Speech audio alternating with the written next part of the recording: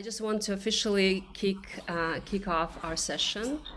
Welcome everybody to the Grand Piano Series pre-concert talks. We have a fantastic artist who came from Germany, and she'll be joining us next week for 2 concerts and multiple school engagement programs. And the concerts are in Punta, Gorda and Bonita Springs, and I highly encourage you to join us for those performances and to hear her live. And as always, we are excited to welcome Mark Travis from New York City, who works in New York Philharmonic, who will talk about the upcoming program and lead us through. So Mark, welcome. Thank you, Milana, and hello, everyone. It's wonderful to connect with the Naples and audience again, and of course, hopefully a wider audience, since we're getting to do this over the internets. I'm very excited to have a chance to talk about this program that I hope all of you will have a chance to hear next week. And I'm going to go ahead and share my screen because we have a lot to talk about where this program is concerned. And so let's get right to it. And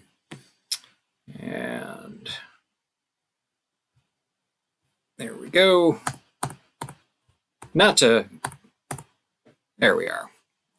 So yeah, wonderful that we have this opportunity to hear Ms. Nosrati in a program featuring works by Bach, by Schumann, by Haydn, and by Bartok. I'll just say it's kind of wonderful, right there we can sum up 4 different musical periods, with representative composers, in many cases, people who defined their respective periods. And just a little reminder for those who might be watching this on YouTube or watching at home, that there are 2 programs. I'm sure a few good seats are still available, but those are the details. 7:30 at the Gulf Theater on January 11th and January 12th at 7:30 at St. Leo Catholic Church in Bonita Springs. So hopefully many of you will be able to go. I would encourage those who can to go to both performances. There's nothing quite like having that opportunity to experience an artist. It's the thrill of live performance and really see how things, little nuances can vary as you take in the same program, but across a couple of different days. It's a real opportunity for discovery. So I'm going to go in program order to talk about the program that Schaghajegh has created for us or curated for us. And I will say that if you want to pipe up at any point in time and add something or what have you, I'm certainly welcome for this to be a conversation with you as well, Schaga. So we're going to begin with Bach, the Partita No. 1 in B-flat major, BWV 825. You see there on the right-hand side, Klavierübung. This was actually, these partitas were among the last keyboard suites that Bach composed, but they were actually among the first that he publishes under his own direction. For him, he called these his Opus 1, even though they come much later in his life. So he collects several of them. The composition maybe begins around 1726, we think, but they are published in this volume, the Klavierübung, Volume 1, in 1731. As with a lot of Bach's music, no autograph copy, in other words, a copy of the score in his own hand, is known to exist at this point in time, although there was an exciting development about that a few years ago. So who knows what will be unearthed. It's part of the fun of reading up and studying this art form. Bach, I talked a lot in my last lecture with you, kind of establishing Bach's presence. Why do we still talk about Bach's music at this point in time? What made him so important? And, for one thing, he was one of the greatest keyboardists of his day. He was one of the most inventive composers of his day. The influence not only that he had, but that his children had as teachers and educators, really had a major impact on the musical world and on future musical luminaries such as Haydn, such as Mozart. Felix Mendelssohn comes to mind. But one of the other things that we talk about with Bach is his cleverness. It seems that he was a very facile composer, that, composition was something that came easy to him. And so we see him play around and almost make games or challenges of his music. And believe it or not, these partitas, there's some evidence, that he's doing that here. If we look at the set, we see that they're in these key relationships of B flat major, C minor, A minor, D major, G major, E minor. It seems somewhat random, at a glance. It's, it's not the circle of fifths, but as is often the case, a further analysis into Bach's music is usually met with some dessert, with some rewards. So if you look at what he does here, there is indeed a pattern. These harmonic relationships just between the individual partitas form a sequence of intervals that go up and then go down by increasing amounts. So in other words, we go a second up from B flat to C, and then we go a third down from C to A. And we go a fourth up from A to D, and then a fifth down from D to G, and so on and so forth. This pattern continues. This key relationship is actually maintained even into his second volume, or second Klavierübung, which is published a few years later in 1735, and concludes with B natural. Now, to really understand the joke, or not so much a joke, but see the pattern and what Bach is after here, you have to know a little bit about the German language and about German customs when it comes to composition. So B flat actually corresponds sort of to our written B in terms of musical nomenclature in German music. H is associated with B natural. And so what we find that Bach actually does with these two cycles is that he starts with the first letter of his name represented as B flat and ends with the last, with H, with B natural.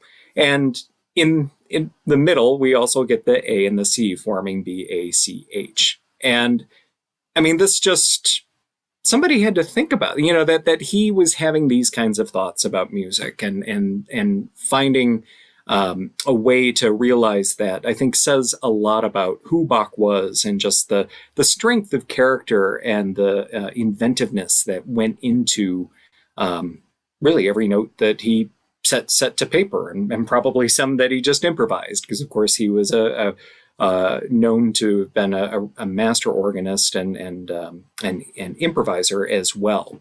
So that's something fun that we see. Now, in terms of the structure, we're going to hear number one. There were some established patterns, and so this one kind of follows what was considered to be the pattern of the day, where it's a series of popular dances at the time: the allemande, the courante, the sarabande, the jig. And then Bach expands this framework by the addition of an opening movement, a little prelude, and then he kind of finds some I won't call it fill material, but he augments the suite by then choosing, there's some other accepted dance moves that he could pick from, and so he chooses to compose according to those standards to end up with these suites. And it really creates this richness of movement, this sonic richness. This particular partita, the one in B flat major, I find to be the lightest. I find it to be the most intimate. I think it just has this really lovely bounce to it. And I don't think it's any surprise that, like so much of Bach's music, of course, he's writing primarily for the harpsichord and for the organ, The modern piano doesn't exist in Bach's day, really. So there's this wonderful tradition of transcribing and arranging this for other instruments. And so as we go with our first few music examples, I thought it would be interesting to go ahead and to listen to just the very beginning, maybe the first minute or so of the Jig. And let's hear it first as I discovered it in a transcription for the guitar. I'll let... oh, this is the piano. But this is fine, yeah. There we are.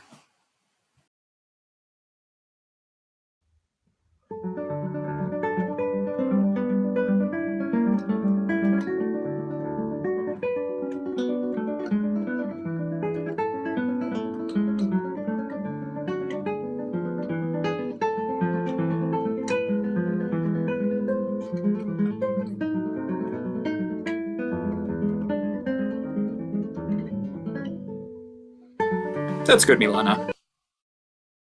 So, and for anyone that has perfect pitch, you'll notice that that's not in B flat. And I'll tell you the reason for that is that guitarists hate composing in flat keys because you're dealing with open strings that are E natural. You have to very quickly shift into second position. So, I, as a classical guitarist myself, as my secondary instrument, I would rather play in B major and have all the sharps rather than play in something like C minor, which terrifies me as a guitarist. It's just one of those silly things, but it's also not without custom to do such a thing. Let's now hear the harpsichord version, Milana, which is maybe more how this music would have been enjoyed during Bach's time.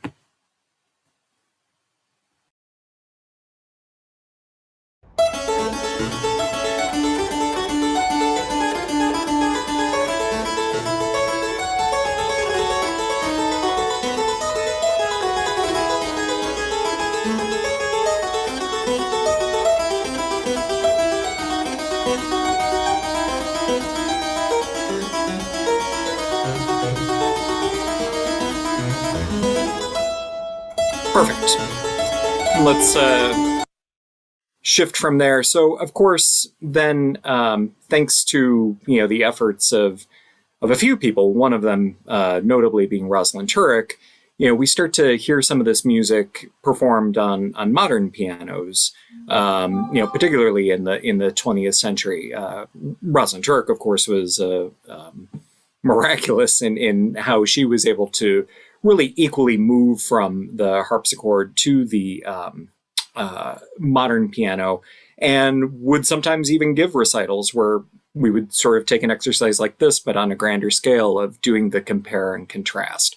So finally now, let's hear obviously a different interpretation, but we'll hear it more closely to how we'll hear Schaghajegh perform it next week.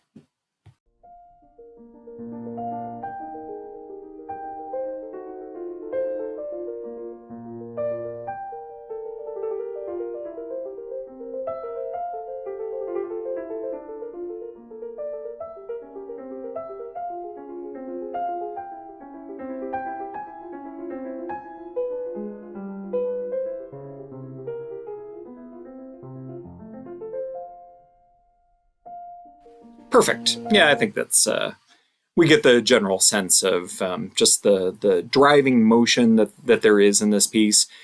And I think it, too, says a lot about the music of Bach, that it can survive those transcriptions, right? It's still beautiful, beautiful music, whether we hear it on a nylon string guitar, whether we hear it on the harpsichord, whether we hear it on the lute, whether we hear it on the piano. And that, too, I think is part of the genius of the composer is, how that music not only withstands the test of time, it withstands the test of other instruments and other interpretations.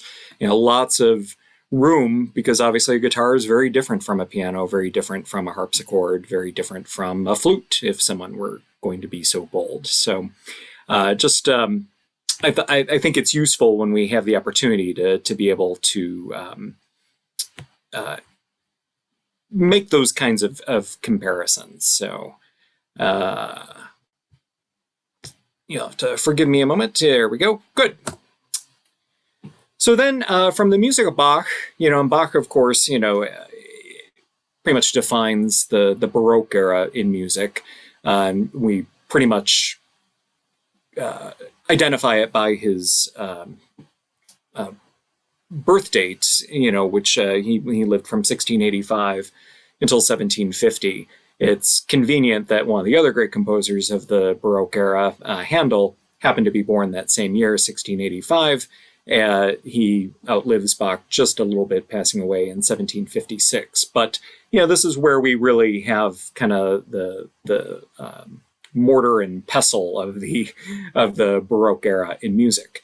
So we go from there then to one of the greatest exponents of the Romantic period in music, Robert Schumann, and his Waldszenen, or Forest Scenes, Opus 82. Schumann is one of those truly tragic figures, which, of course, Romantic literature and Romantic art tends to hold up and support and remember in a way.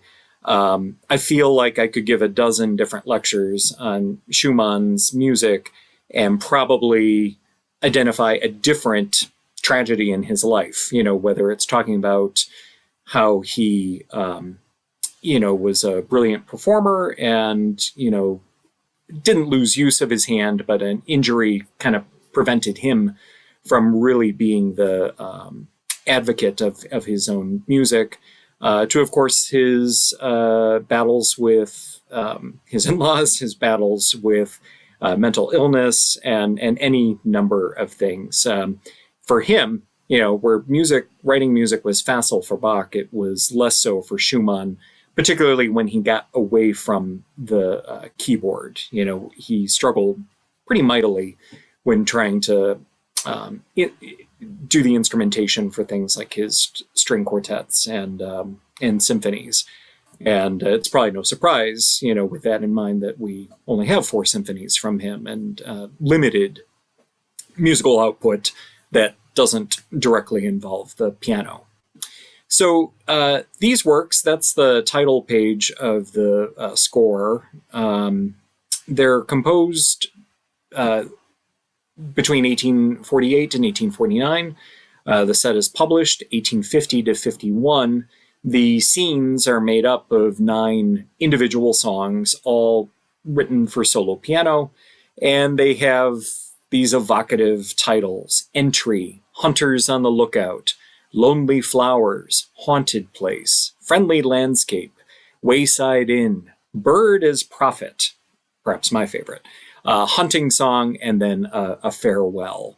And it's interesting, it's during the Romantic era, that's where we start to see sort of a melding of disciplines and philosophies in the art, a more interdisciplinary approach, I suppose, where the effects of literature are influencing music and vice versa, as well as visual art and dance and philosophy. So the titles are actually crafted by the composer, or at least he gives input on them, whether or not he dictated each and every one. He actually spoke of being censured about the title, so that leads one to think that perhaps his publisher or somebody else, maybe even Clara, his wife, had some say in helping to form these titles. But they were done with the composer's knowledge and approval. And he has a very famous quote, roughly translated here, where the titles for pieces of music, since they again have come into favor in our day, have been censured here and there, and it's been said that good music needs no signpost. Certainly not, but neither does a title rob it of its value, and the composer, by adding one, at least prevents a complete misunderstanding of the character of his music. What is important is that such a verbal heading should be significant and apt.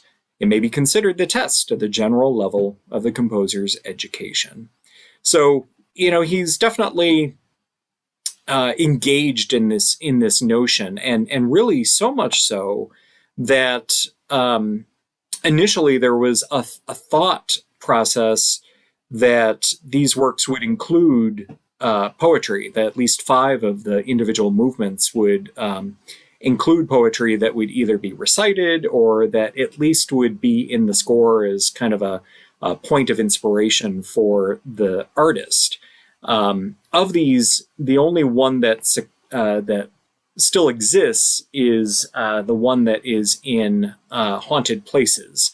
And there's this text that reads, "The flowers that grow so high here are pale like death. Only one, there in the center, stands, a dark red. The color comes not from the sun. It never met its rays. It comes from the earth, which drank human blood." So this is, it's easy enough to look and say, oh, it's forest scenes, and we're going to take a nice, happy walk through the forest and see this picturesque scenery. And that's maybe not what Schumann is actually doing here. These pieces were, written shortly after he had a really difficult period of dealing with just absolutely debilitating depression. Not long after, when these are published, he passes in, I think it's 1856, and, he's committed to an asylum. He just had all sorts of struggles with his mental health, unfortunately. His wife, Clara, who really was his muse, she was one of the greatest pianists of her time. She found some of these apparently to be so disturbing that she refused to play them. I haven't been able to find like a specific account of which ones in particular she omitted. We'd probably have to go through and look at concert programs and could probably make some assumptions based on that. But she was definitely, she was not only her husband's greatest champion in a lot of ways, along with Brahms, but she really and truly was his champion in other ways as well. She really did advocate for him in a big, major way.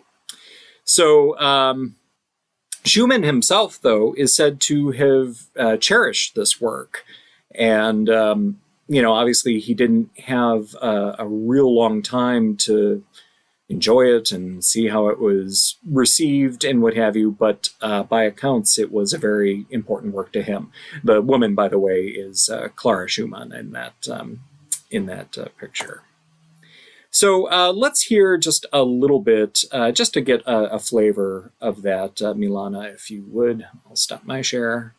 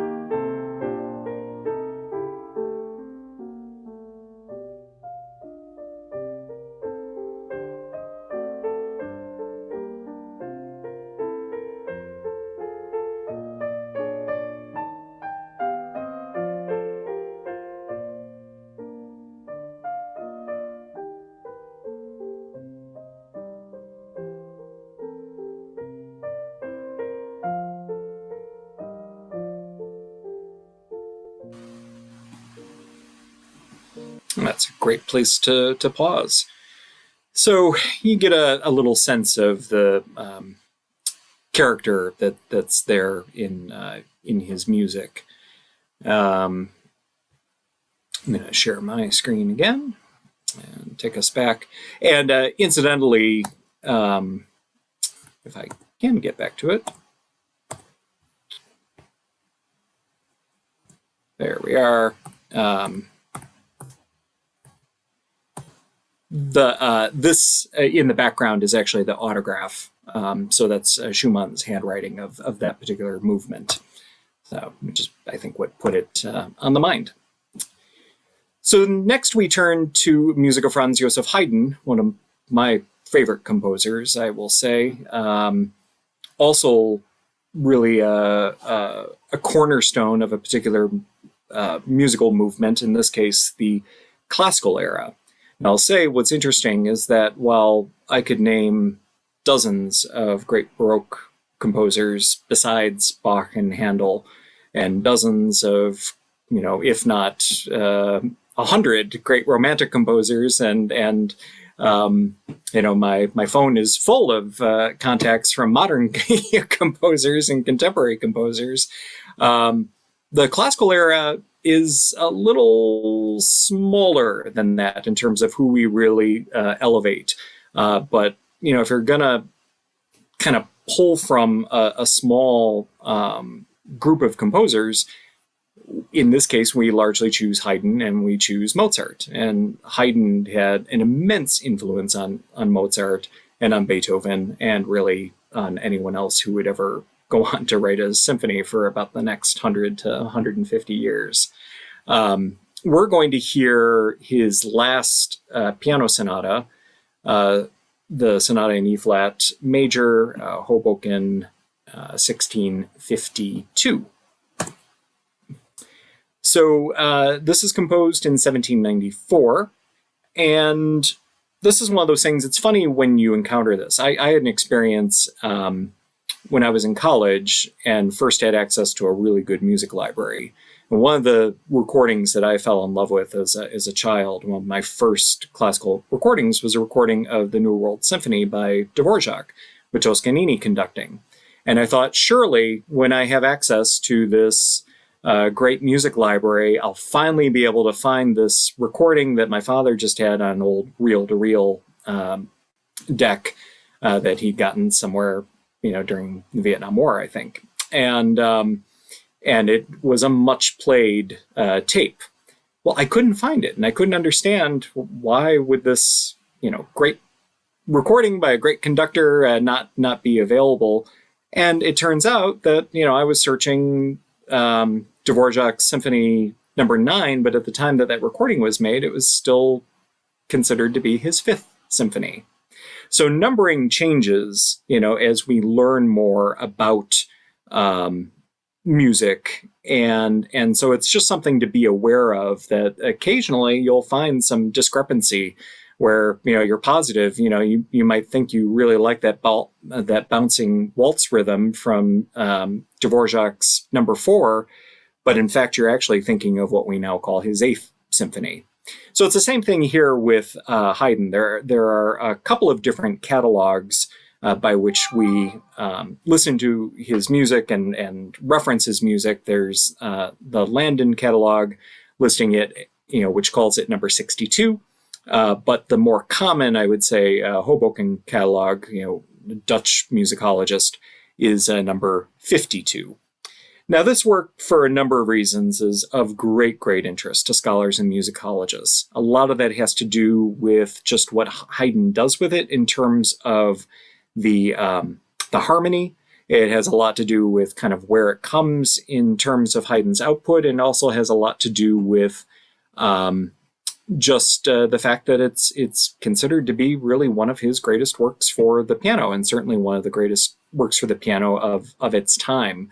But you can read, treatises by, great musicologists like Donald Francis Tovey and Schenker, talking about kind of all the nuts and bolts of the piece.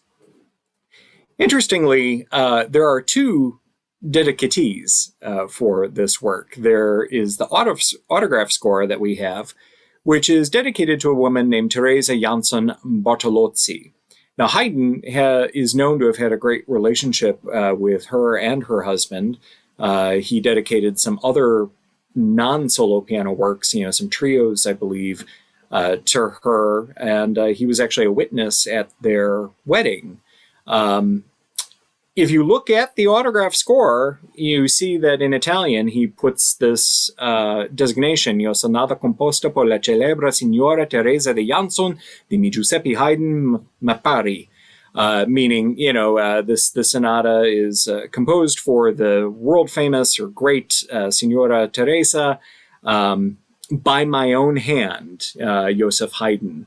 So it's interesting that this is there. Now, that's on the autograph score, and the piece isn't actually published until a little bit later. And it's thought that Haydn delayed the publication just so that Mrs. Bartolozzi would actually have exclusive use of this work for a few years before his publishers got their hands on it.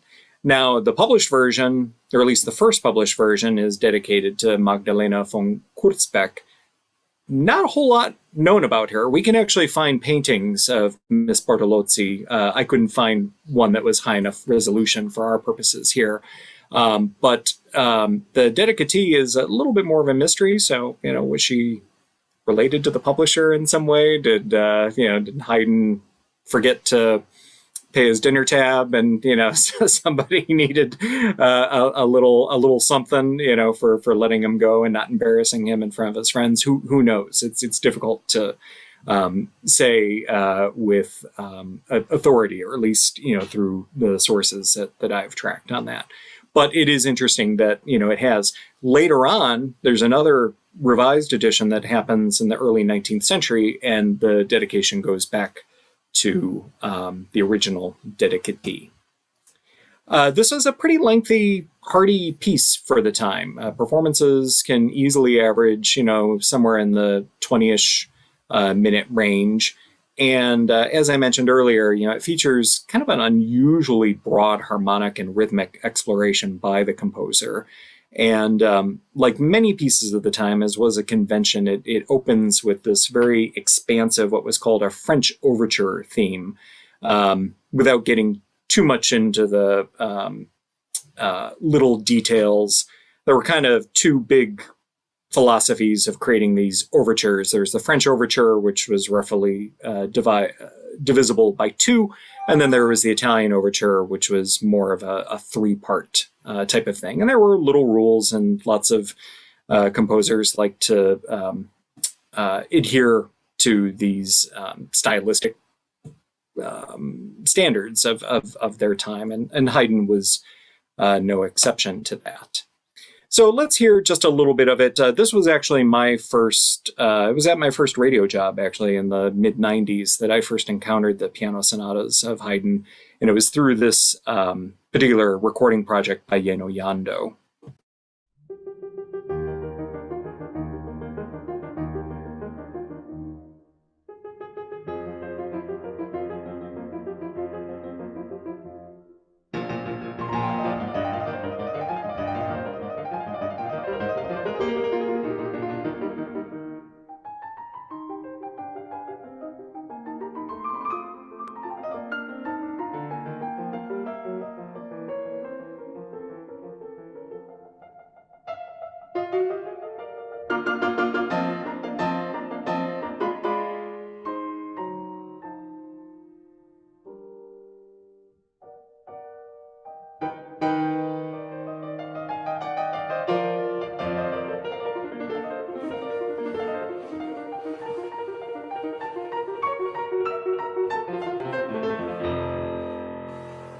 That's probably a good stopping place.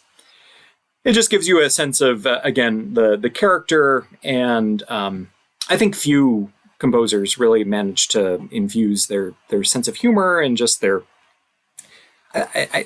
into their music in the way that Haydn did. Rossini certainly as well.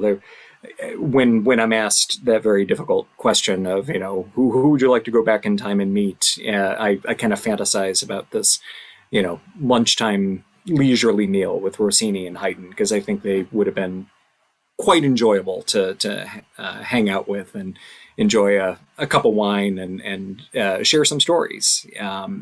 So that's I'm very excited to see this work on the program.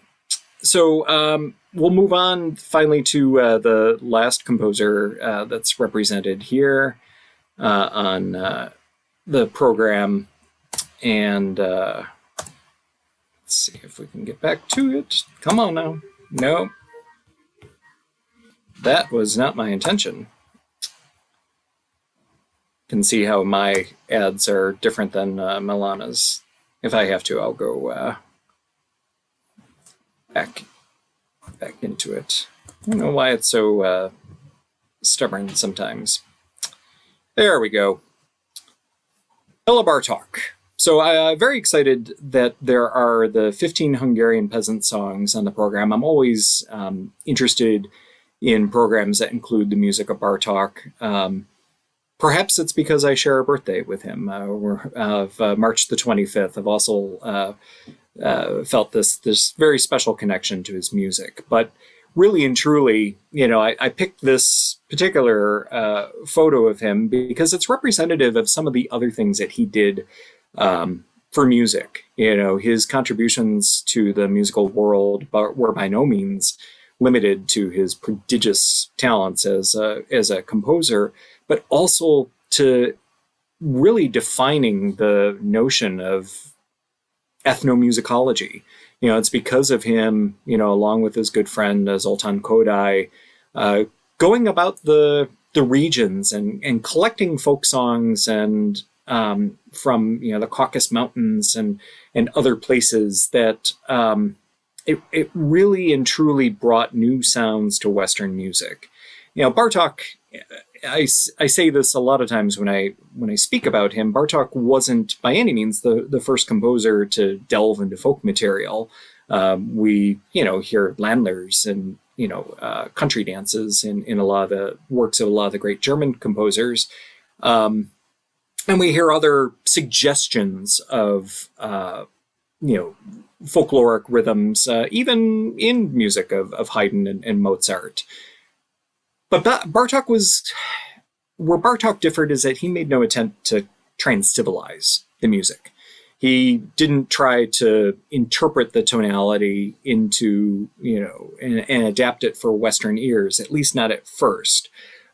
He was really interested in kind of exploring the possibilities of this music as it was and of preserving it. And we really, in music, owe a great debt of thanks to Bartók for his efforts and for that of his colleagues and his successors, for really broadening what was possible in music and the view of what was possible in music. Now, Bartók, I hear sometimes from people like, well, I don't like his music. It sounds strange, or what have you. It's hard, it's difficult to listen to. And what I will say is that then you probably are only listening to one small part of his output, because really Bartók sort of falls into four distinct phases in terms of his composition. He was an immensely gifted pianist, and we're maybe going to take just a minute to hear him play some of his music. He was an extremely gifted pianist, and his early influences were what you would expect, Brahms and, the German literature and Berlioz and Debussy. And he really kind of emulates this in his early music. Then he gets a little more into the, harder expressionist,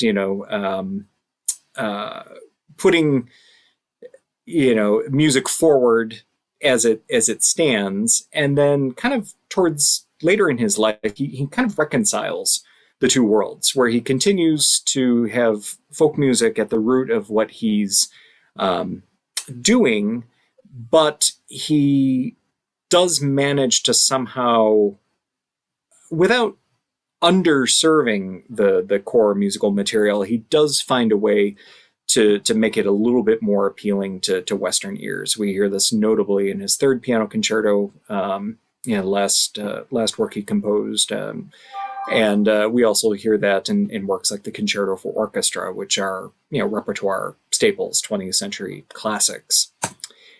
So to talk just a little bit about these pieces, they're composed between 1914 and 1918. This was kind of around the time where he is definitely starting to explore more and collecting and becoming more acquainted, not only with the folk material that he grew up with, but going casting a wider net about the region.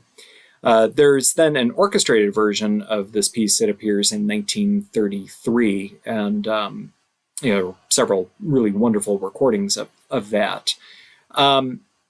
Depending on how you look at it, you can sort of perceive this piece as being divided into two large parts. There's no indication for this in the score, but it's not uncommon to see people divide or think about the first six movements as kind of being grouped as old tunes, and then the balance of the pieces being grouped and thought of as more specifically old dance tunes. And, when we're talking about folk materials, we're talking about Hungarian, we're talking about Slovakian, we're talking about Romanian, Transylvanian, again, all of the various groups of that region. So Richter was a huge devotee of this piece, and we have about 90 seconds of him. But I thought before we get that, Milena, let's just play these back to back just very quickly. I thought it might be interesting because what a treasure it is, that we can actually hear Bartok playing his own music. Would that were true of Haydn and Mozart.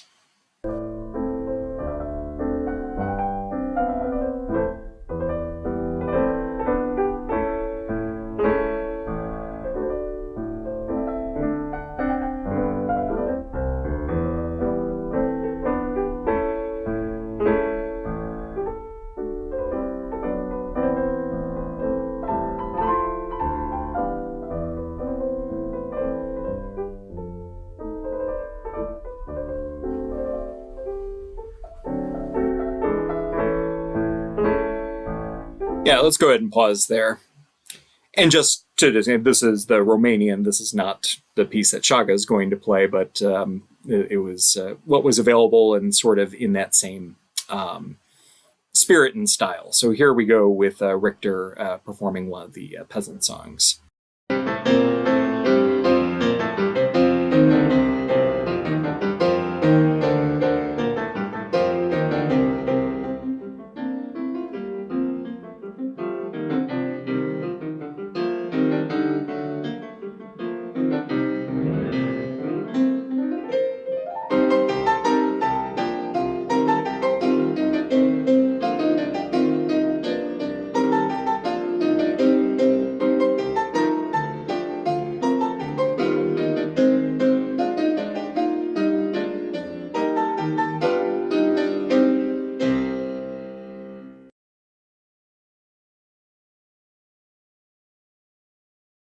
Excellent. Yeah. So I hope this gives everyone just a little bit of a taste of the wonderful things that are ahead of you at these concerts in Naples and Bonita Springs. I really, really wish I could be front row for both of these, because this is just really wonderful programming. Schaghajegh, congratulations to you and on to being a welcome part of the Grand Piano series. Cannot wait. So toi toi, and if we were an opera, we would say in bocca al lupo, into the mouth of the wolf. Thank you so much, Mark. Wonderful. I just want to take a few moments to get to know our guest artist, Schaghajegh Nosrati. And I know that you were traveling yesterday from Berlin, and you are finally in the United States. And before I ask some other questions, since Mark was talking about the programming, I'm interested in how do you choose your programs, and how do you come up with certain, what is the process of finding the program? Thank you. You have to unmute yourself. Hello. Yeah, thank you so much, Mark, also for the very insightful introduction. It was very interesting to follow.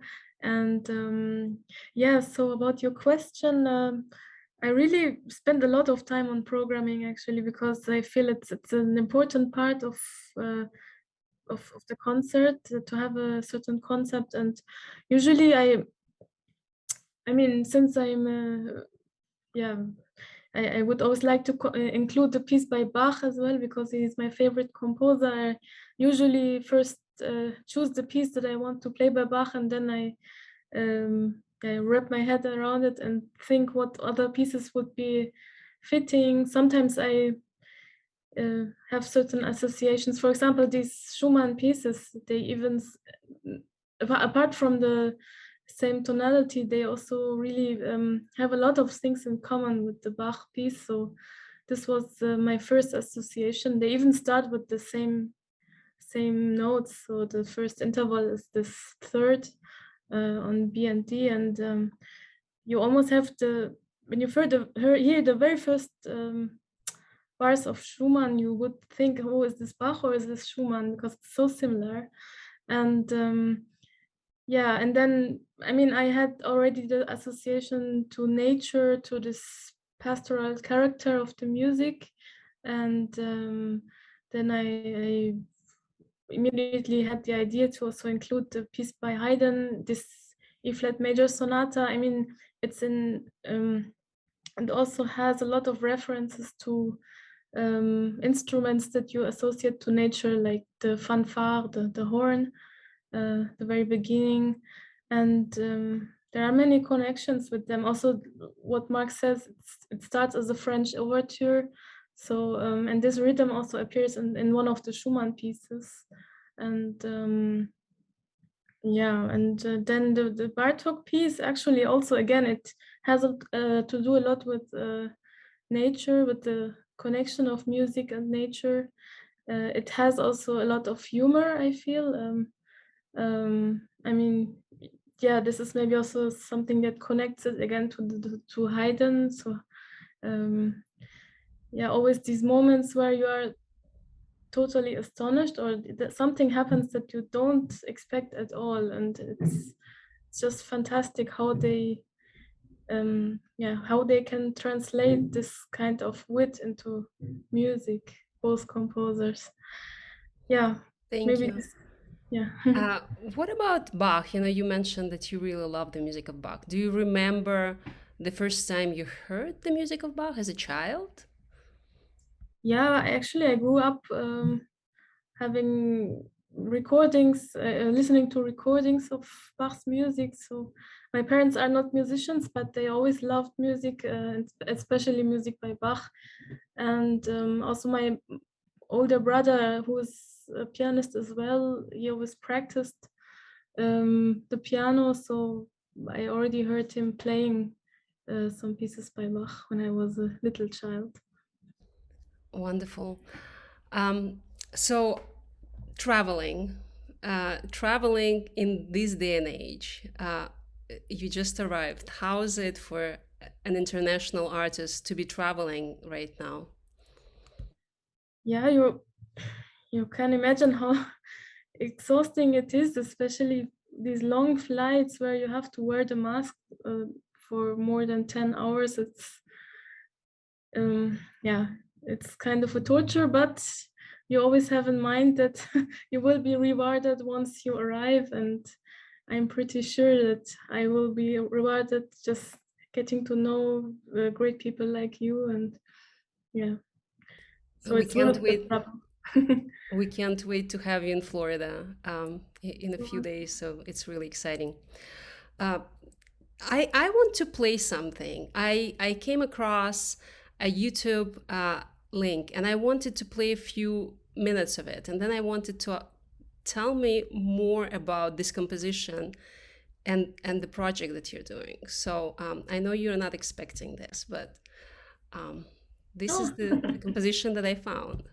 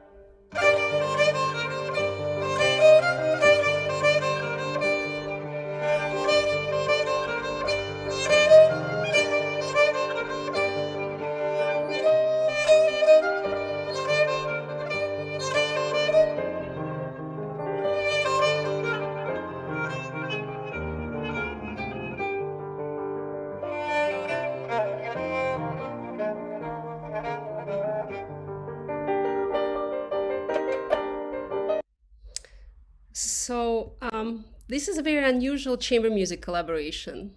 I think our audience would love to know more about your chamber music partner and what is this work? Yeah, this was a real surprise. This was a piece by my husband, Misach, who is also playing here with me. The instrument is called kamanche. It's a traditional Persian instrument. I mean, also my parents are from Iran, but I was born and raised in Germany. But my husband, he grew up in Iran and came to Germany as a young adult, and he plays this instrument very beautifully, and he also composes. And this is a composition by him. So he first wrote the melody, and yeah, we've been working together since a few years now, and started to also make arrangements of his melodies or his compositions. And yeah, so it's sometimes we also combine his music with pieces from the, classical music. For example, it works very well with Bartok's pieces because of course this folkloristic element, but also the way he works with different rhythms. So because in earlier classical music, usually the rhythm is a little bit maybe less exciting. Usually it's always in 3 or 4 or in 2 or in 6, but there are not very often these kind of exotic rhythms like 7, 9, and so on. And for example, this piece is a piece in 7, and we also have this the same meter in one of the pieces in the 15 Hungarian peasant songs, for example. It's also in 7. I'm very interested also in exploring things that are a little bit off the usual path, and this is what we are working on now. This is fantastic, really interesting, and congratulations. It's very unusual, and he's a wonderful musician. So Thank you so much. yeah, I hope he'll listen to this talk, and he has one more fan. So Thank you so much. well, I know we're really running out of time, and I want our audience to engage if they have any questions. Um, if there's anything interesting that you want to ask our guest artist who's going to be here next week. So, Greg, I see you unmuted yourself, so go ahead.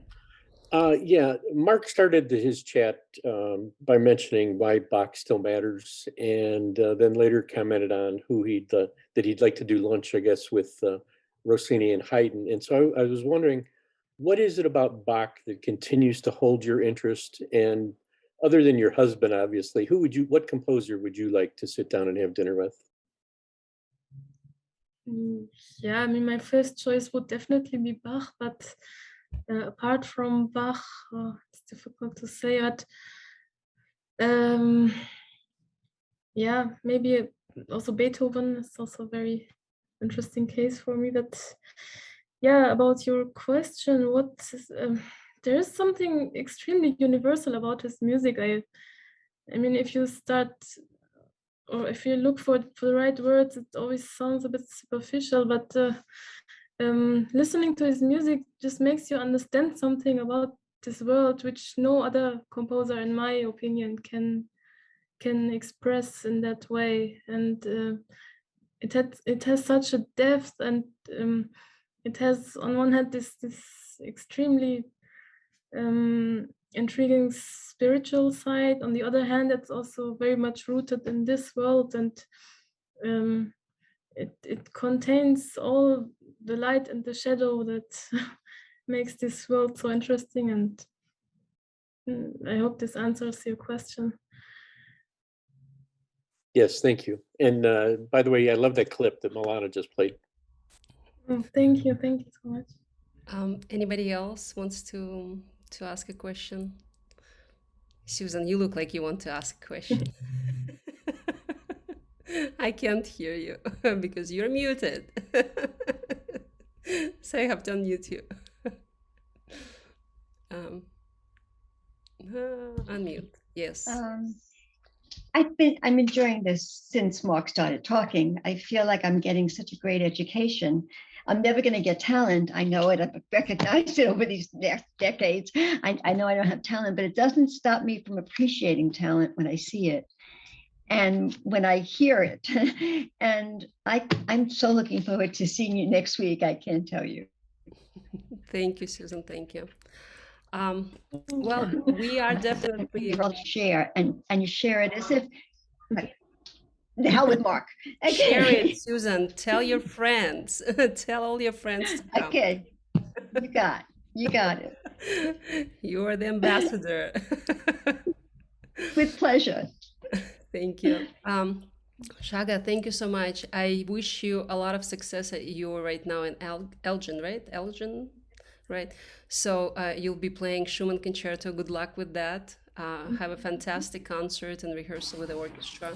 We can't wait for you to join us here in Florida. You'll be very busy. We'll take you to different schools in addition to concerts. So I hope you're really excited and thrilled about it. Yeah, I definitely am.